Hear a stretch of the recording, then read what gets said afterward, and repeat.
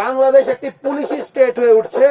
এখানে রাজনীতিবিদ কম, এখানে সরকার কম, এইখানে পুলিশ এবং গোয়েন্দা সংস্থারাই সরকারের থেকে বড় সরকার হয়ে উঠেছে। একটা রাষ্ট্র এভাবে চলতে পারে না। একটা রাষ্ট্র চালাবে রাজনীতিবিদরা, একটা রাষ্ট্র চালাবে সরকার, একটা রাষ্ট্র চালাবে জনগণের সার্বভৌম ক্ষমতা। পুলিশকে সার্বভৌম বানানো, গোয়েন্দা সংস্থাকে সার্বভৌম বানানো, বিভিন্ন সোকল ডিপ স্টেটকে সার্বভৌম বানানো, বিভিন্ন ধরনের এজেন্সি এম্বাসিকে সার্বভৌম বানানো, এই ধরনের কার্যক্রমকে বৈষম্য বিরোধী ছাত্র আন্দোলন তীব্রভাবে নিন্দা জানাচ্ছে। দেখুন, আজকে জুলাইকে বিভিন্নভাবে ভিলিফাই করা হচ্ছে। জুলাই যোদ্ধা হওয়া যেন এক ধরনের অপরাধ। গতকালকে একটা নিউজ দেখলাম, একটা ছেলের সাথে একজন টিটি খারাপ ব্যবহার করেছে।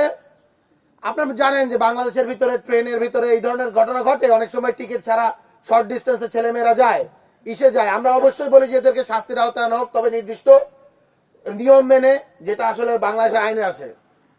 সেই ছেলেটাকে যখন টিটি মামলা দিল, শাস্তি দিল, সেই ছেলেটা হলো গিয়ে এখানে প্রতিবাদ জানালো যে কেন এত বেশি শাস্তি দেওয়া হয়েছে বা করা হয়েছে। এই ছোট্ট একটা ঘটনা, এই ধরনের ঘটনা হরহামেশা বাংলাদেশে ঘটে না। বাংলাদেশের কোন লোকাল ট্রেনে নাই যে ট্রেনের ভিতরে এরকম 20টা ঘটনা প্রত্যেকটা ট্রিপে ঘটে না। সেইখানে নিউজ করা হলো কি, ছাত্র পরিচয়ের টিটির সাথে হলো গিয়ে অসদাচরণ বলে। টিটিকে কি বলা হয়েছে, আমরা দেশ স্বাধীন করেছি, আমরা কেন ভাড়া দিতে যাব। এই যে মিডিয়া ন্যারেটিভ, আপনারা ফ্রেমিং এর জিনিসটা একবার দেখেন। বাংলাদেশে যারাই লোকাল ট্রেনে ট্রাভেল করেন, যারাই করেন, তারা জানেন এরকম 10টা 20টা ঘটনা প্রত্যেকটা বগিতে ঘটে। এই রকম একটা ঘটনাকেও জুলাইকে ভিক্টিমাইজ করার জন্য, জুলাইকে হলো গিয়ে তার ক্রেডিবিলিটি নষ্ট করার জন্য এই ধরনের ন্যারেটিভ সেট করা হচ্ছে, এবং মেইনস্ট্রিম অনেকগুলো মিডিয়া এই ধরনের ন্যারেটিভ সেট করছে। বিজলি কেবলসের স্কিন কোটেড ইনসুলেশন আগুন প্রতিরোধী। বিজলি কেবলস, নিরাপদ আজীবন। আমরা সন্দেহ করি মিডিয়ার ভিতরে ফ্যাসিবাদের কিছু দোসর ঘাপটি মেরে বসে আছে, যারা আওয়ামী লীগের ফান্ডিং এ এই ধরনের অপচেষ্টা করছে।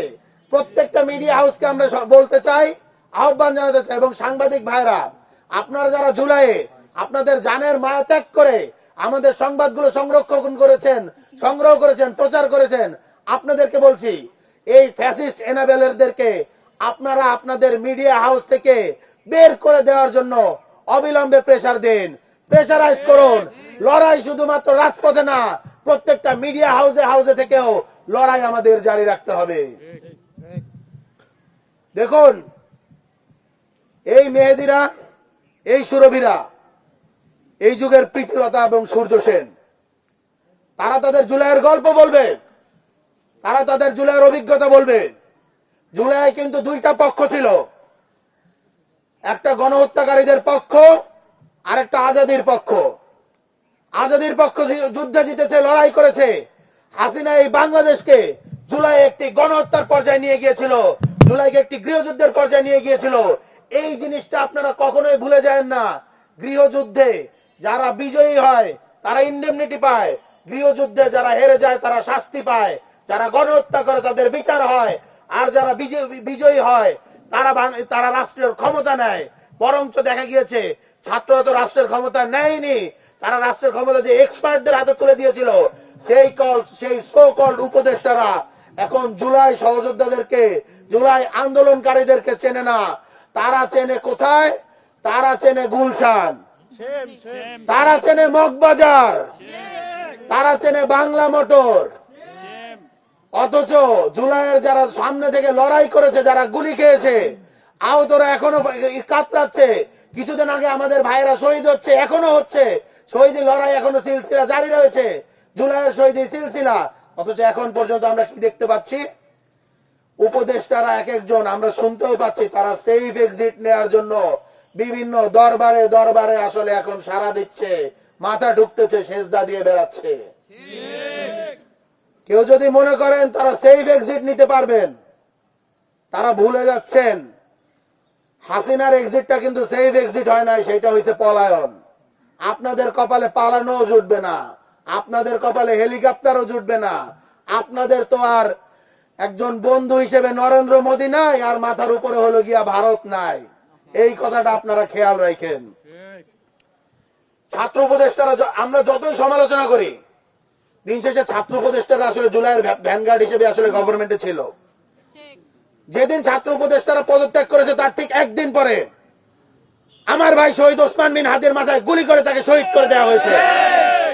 বিচার বিচার বিচার চাই, হাদি হত্যার বিচার চাই, হাদি হত্যার বিচার চাই, বিচার বিচার বিচার চাই। আমরা সন্দেহ করি, বিচার চাই, হাদি হত্যার বিচার চাই। আমরা সন্দেহ করি হাদি হত্যার পেছনে সরকারের ভেতরে এবং বাইরে নানা মহল জড়িত ছিল এবং এর বিচার যাতে না হয় এখন পর্যন্ত এই ষড়যন্ত্র চলমান রয়েছে। নইলে এখনো কেন বিচার নিয়ে, চার্জশিট নিয়ে, আসামি ধরা নিয়ে তালবাহানা করা হয়? বাংলাদেশের ইন্টেলিজেন্সকে নিয়ে অনেক কথা হয়। আমি একটা জিনিস বিশ্বাস করি এবং আমরা এই জিনিসটা দেখেছি, হাসিনা কিভাবে তার ইন্টেলিজেন্সকে তৈরি করেছে এবং তারা কিভাবে হাসিনাকে বছরের পর বছর ক্ষমতায় টিকিয়ে রেখেছিল। যে মিলিটারি ইন্টেলিজেন্স বিএনপির মতো এত বড় দল, জামাতের মতো এত বড় দলকে তারা নিঃশেষ করে দেওয়ার জন্য মতো এই পর্যায়ে নিয়ে গিয়েছিল, তাদেরকে আসলে প্রত্যেককে জেলে জুলুমের মধ্যে দিয়ে ভয় দিয়ে শেষ করে দেওয়া হয়েছিল। তারা একজন আসামি ধরতে পারে না, এই জিনিসটা আসলে সন্দেহের উদ্বেগ ঘটায়। বরং আমরা সন্দেহ করি তাদেরকে আসামি ধরা তো দূর, তাদেরকে নির্দেশই দেওয়া হয়েছে আসামিকে যাতে না ধরা হয়।